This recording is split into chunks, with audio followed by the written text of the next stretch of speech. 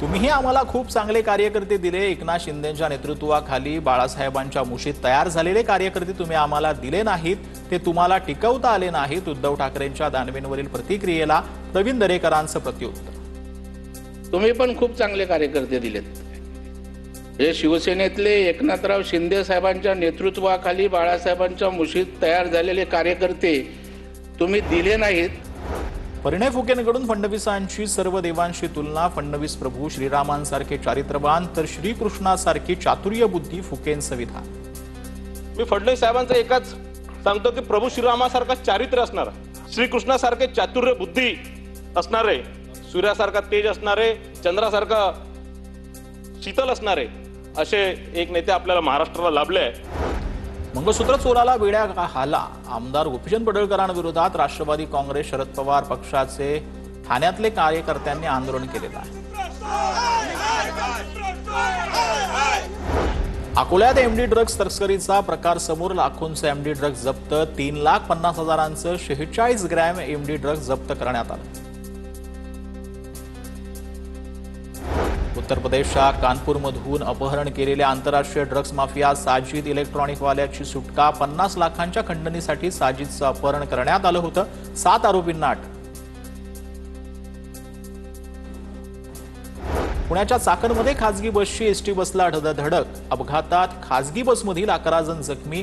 चाकणमधील एका कंपनीच्या कर्मचाऱ्यांना घेऊन खासगी बस निघाली होती। देहू फाट्याजवळ अपघात।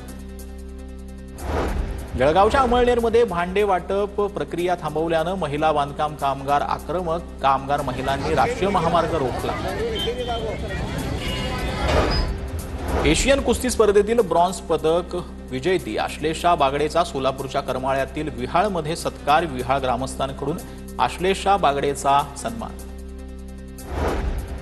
पंढरपुरात आषाढी यात्रा काळामध्ये विठ्ठल रुक्मिणीच्या चरणी भाविकांकडून भरभरून दान। 26 जून ते 10 जुलै दरम्यान 10,84,00,000 रुपयांचं दान। गेल्या वर्षीच्या तुलनेत यंदा 2 कोटींचं अधिक दान मिळाल्याची मंदिर समितीची माहिती। या वर्षी 10,84,00,000 रुपयाचं उत्पन्न यावर्षी झालेलं आहे। यावर्षी मराठवाड्यात सरासरीपेक्षा कमी पाऊस पडणार। मराठवाड्यात सध्या पावसाचा जोर वाढण्यास अनुकूल वातावरण नाही। हवामान तज्ज्ञ SD सानप यांची माहिती। जर पिक्चर बघाल तर मराठवाड्यामध्ये सरासरीपेक्षा कमी पाऊस झालेला दिसून येतो आणि कोकण गोवा असेल, मध्य महाराष्ट्र असेल आणि विदर्भाचं जर बघितलं तर तिकडे सरासरी इतका किंवा सरासरीपेक्षा जास्त पाऊस झालेला आहे। तर मराठवाडा किंवा मध्य महाराष्ट्रातील काही भागांचा जर विचार कराल तर येणारे 4 ते 5 दिवस आपण हलक्याच स्वरूपाचा पाऊस एक्सपेक्ट करतोय। मोठ्या पावसाची शक्यता या प्रदेशांवर येणारे 4 ते 5 दिवस तरी नाहीये। नागपूरच्या मय हॉस्पिटलमधील पार्किंगमधून दुचाकी चोरीला सराईत चोरट्याला तहसील पोलिसांकडून अटक। चौकशीनंतर आणखी 3 वाहन चोरीच्या घटना उघडकीस।